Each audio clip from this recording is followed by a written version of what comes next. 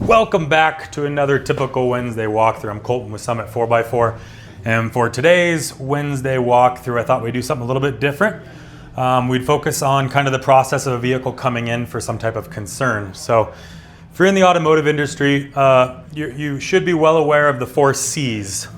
So if you know it, go ahead and say it now. Great job, aren't you smart? Kidding. The 4 C's, so we have basically when a vehicle is brought in with some type of concern, that's the first C, is the concern.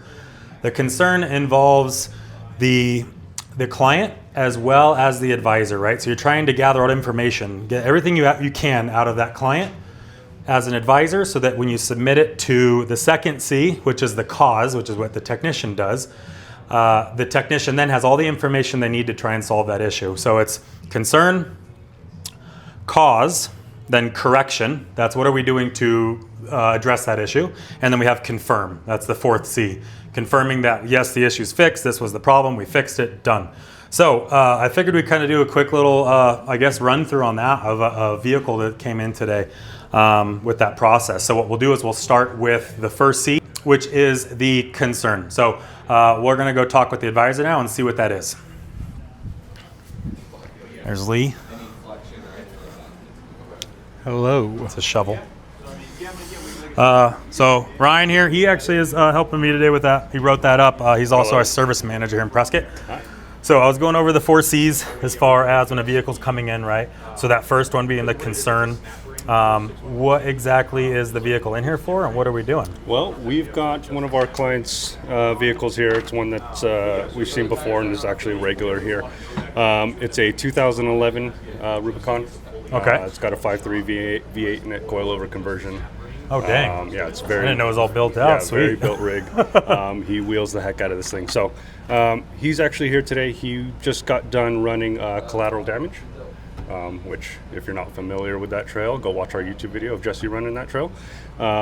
Just got done running it, and he thinks he broke some things up front. Real quick, have you seen Jesse? I still haven't seen him since I got back from the woods. I thought you were missing, not Jesse. I was. I had never seen Jesse. I was searching for Jesse. I didn't even know you were back, to be honest. Okay, that's fine. So, go on. Okay. Didn't even notice. Anyways, yeah, he was on one of the offshoots there. Had to maneuver his rig to recover one of his buddies. Got a little bit bound up and thinks he broke U-joints, axle seals, all that stuff. So while he was recovering somebody, he broke? Yeah. Holy moly, okay. Yeah. He had to do a 50-point turn to get it set up and thinks he broke some stuff in the front end. So he's got a 5.3 restock axles under that thing, do you know? Or is he on some 60s? No, I believe he's on tons underneath. Tons? Yeah. Okay. Yeah, I think yeah, cool. Yeah, I'll have to double check. But yeah, we'll find out. We'll find out for sure. So we're going to have the tech take a look at the front end, see what's broken under there. Okay, perfect. He did have to do some trailside repairs. He took apart the hubs and all that stuff. So, which are now just sitting in a. So if it's hubs, it's definitely on tons for a 2011 then. Yeah. Okay. So yeah, I was kind of explaining that. So that's the first one, right? The concern.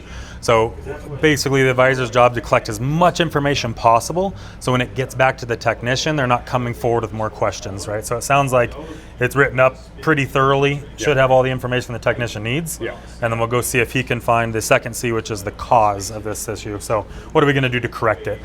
Awesome, man. That's all we need then. Cool. We'll go run it out to the tech real quick if you want. Yeah, you want me to go with you? I absolutely do. Let's do it. Yep. I don't want to get lost again. Okay. Be nice to have someone. I'll let you lead, actually. How about that? Okay. Do I need to hold your hand for this? Or? No, it would be that. comforting. Let's put it that way. This is Tony. I'm in trouble now. You're in trouble. Tony's a long-term customer of ours. Awesome guy. Happy to have you here and enjoy what's on the TV there. I know that guy personally. Yeah.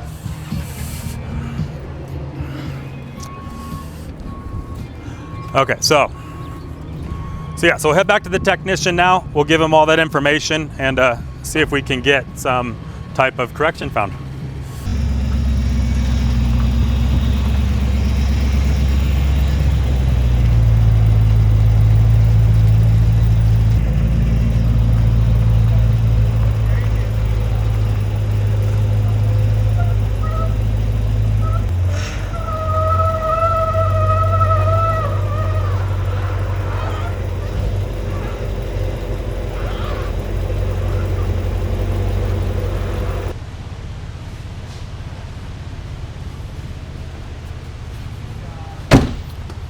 right. There's Austin there. Oh, there you go. Here, I'll let you take that. Hey, Austin. Here's that for you.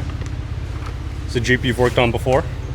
Client was doing some wheeling on collateral damage and thinks he broke some stuff up front. U-joints, axle seals, potentially. He did take apart the hubs on the trail. So we need you to inspect it and see what's going on up there. He took the hubs apart himself? Correct, and they're in a plastic baggie on the passenger seat. All the parts, at least. All right. What happened specifically? He was on one of the offshoots and had to reposition the Jeep to recover one of his buddies. So he was doing like a 50-point turn to angle it correctly and got a little bit bound up and smacked the axle against a boulder. So, and got bound up. So, Okay. yeah. Yeah, I'll note you be in there. And then hand him the mic real quick too. So, well, I was explaining to Ryan and everything. So we're doing the 4 C's, right? So the second one is going to involve the technician, which is the cause. So your job now is to find the cause and then give us a solution, give us a correction. Okay. So I think you can handle that. All right. But all the notes should be on there, right? And everything ready to go. PSC. All the Isn't notes working? are in there. Yes, that's another thing. PSC. Forgot to mention that. On a steep incline, he feels like needs he's a mic. sorry. Steep Pass back and incline. forth. Yeah. He feels like he's losing power steering a little bit. Okay. Yeah. Yeah. All right. So if you could check that as well. Oh, and there was a third thing on this, right? There was the pre and post run. I saw that too. Yes, we're doing a pre-post So run explain service. that. Yeah, what is that? Pre-post run service is something we offer here. We'll have you do a full vehicle inspection, re-torque all suspension and steering, and then grease anything that has Zerk fittings. Yep. So those pre and post runs are important, guys, as far as even before you hit the trail, making sure the suspension, everything's torqued down properly, everything's inspected, greased like he said, lubed up, and then even coming back from the trail. That's why it's the pre-post. So you want to be checking over it again. That's one of the most important things you can do to reduce your chances of breaking down on the trail. So that's why we do that. Yep. Yep, perfect. All yours. And then I noticed on the floor of the front seat, let me grab it. Oh, We got some goodies. well, there you go. There is, you're gonna need that. And then let me get this real quick. It's in a trash bag. You're gonna need that.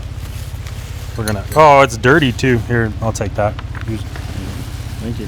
Yep, you're gonna need that. Put it back together. Let's make it work. Do we know which side was which? Did he say which side? As far as it's the driver's side, right? That we can find out real quick. This is all just one side. Yes, correct. Yeah, you can see it right here on the driver's side. So, yep, driver's side. You got all your stuff. Okay, so we'll let him work. We'll let him find the cause and give us a correction. So we'll let Austin get to it. Okay, guys, we're back. We're gonna get into now the second C, which is the cause, as well as the third C, the correction. So let's see what the technician found out. Austin. Okay, Austin's back. This way or this Beautiful mustache, by the way, man. Real proud of you. How long did it take to grow that? way? Couple years. Couple years. Okay. Few years. Yeah, this is about a day or so, a couple days after I came out of the woods. But okay, so we're on the second C, the cause. What did you figure out as far as what caused the issues that you found? So nothing set up incorrectly that caused that U-joint to explode that I found. It was probably just the amount of bind that this vehicle was in, and it was just that U-joint's time to go. Okay. What about the hub then? So the hub, I actually had to disassemble the other side to make sure I was putting this side all back together in the correct order. Yeah. And I actually found that it is working just fine. So right there, it's locked, and then we can unlock it. They're spinning it. And then it's going to unlock that wheel from the axle. And a lot of people, one of the benefits to these one-ton axles when you put them underneath it is locking hubs, because that's a huge deal off-road, right? If you were to blow up your ring and pinion stuff, you can unlock your hubs. You can still usually drive home if there's not something crazy bounding up, which people have done before, at least to get off the trail. You know, it's not going to be one joined up thing. So locking hubs versus unlocking is huge. And even in this situation, blowing a U-joint like that, it would have been useful as well. The problem is when it broke, it was probably still in an extreme bind, the U-joint pushing on itself. So you'd want to maybe back up and roll forward or back, and maybe have someone else try to turn it as you're doing that, because if the joint's still in an extreme bind, you may not be able to unlock it. So I think that was probably the customer issue there of why they decided to disassemble it. Do you think they could have felt that bind? It was just grabbing weird kind of thing? Potentially? Yeah. Okay. In that area, you know, if the wheel's still got a lot of force or tension on it, however it was, you'd want to try to release that tension best you could. Okay. To be able to. All right, so that kind of explains the cause then with that one. I know he was having some PSC leaking issues. What do we think's causing that so far? Yeah, under the quick inspection, it was looks like it's coming out of That air breather. the air breather, The breather. Yeah. at the very top of the reservoir. So we need to make sure that it's. Seriously? Hold on, dude. No. This is not happening again. Nope. All right, that should take care of that for today. Sorry about that. That got violent really quick. I felt like I just lost it. Sorry. Incredibly rude, that guy. Go ahead. Thank you.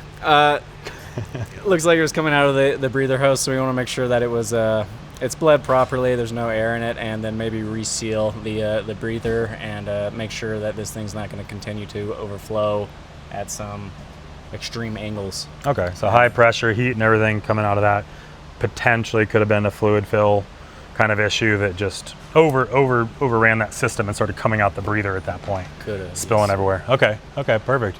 So really, like you said, what's the correction for the PSC as of now is to just bleed it and get all the air out of there and kind of refill the level. Try to reseal it and then maybe get it hot again. You know, drive it and then potentially forklift it. Make sure at the angles it's still going to be happy. Okay, so it wasn't coming out of any like obvious line or anything down here at the ram or anything like that. It's all up out of that breather. It looks like it's all coming up out of the reservoir up there. Yes. Okay, sweet. So that's the second C. Let's get to the third C now. Correction. What are we doing to correct? Let's start with the axle.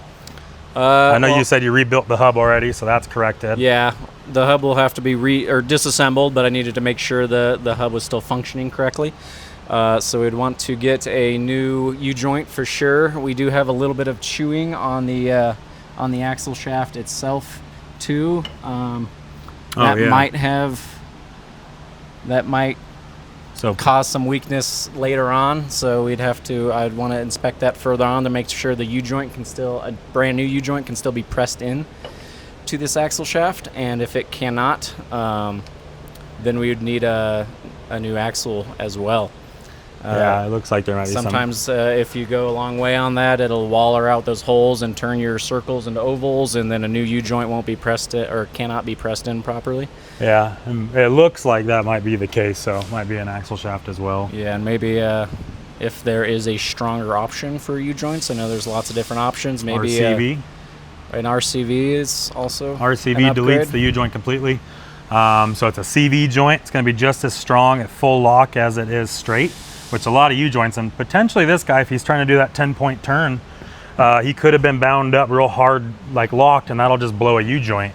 So we can definitely present him that correction as far as an RCV option and upgrade, you know, if we're doing a whole axle shaft as well. So, okay, sweet. So correction there. I think that's about it, man. So really, again, a little bit different today with the walkthrough. I just wanted to do something just a little bit off, you know, from the normal, typical thing you're going to see. But this kind of stuff's really important when a customer brings a vehicle in. Again, you have to get the main concern from the advisor, right? So the advisor's collecting that main concern. He's getting all the information. So when it goes to the magnificent mustache technician, like we have here in Austin, he can then find the cause, what actually caused the issue, recommend that correction. Obviously, the correction is going to not only be from the technician, but he's going to submit that information to the advisor. The advisor has the opportunity to upgrade RCV axle shafts or just straight repair or what's there. And then that last C is the confirmation. So obviously, if we ordered RCVs, it comes in. We get that final install done. We retest it, make sure everything's strong and good. And then at that point, boom, done. Guy's back on the trail. He's out there having fun again. So appreciate your time, Austin. Anything you want to add for the people at home as far as a recommendation with their life? Go ahead. You have children, right? Yes, sir. Okay. What about kids? What's the number one thing parents should know who have kids?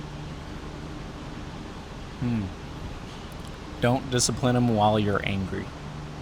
Take Wow. a minute to calm down and then discipline your child. Dude, I love that. That maybe be Instead of getting like a thrown up in the wall or getting a beer bottle broken over your head, calm down a little bit first, Yeah. and then decide if you really want to take that beer bottle still. Okay. Yeah, to your 3-year-old, yeah. All right. Sure. Well, could have taught my parents that. So appreciate it, man. All right. So again, a little bit different, but thanks for swinging in.